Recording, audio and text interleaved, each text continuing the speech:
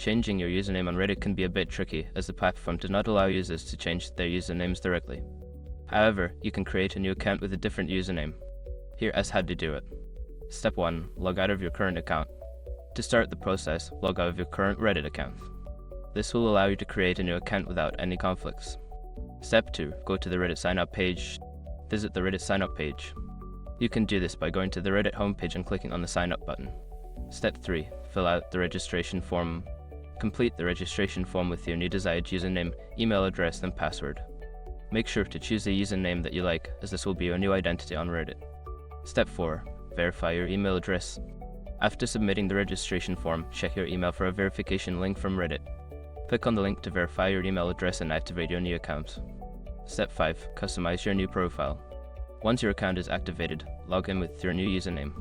You can now customize your profile, join subreddits, and start participating in discussions. Now you're all set with your new username on Reddit. Enjoy exploring the platform with your fresh identity.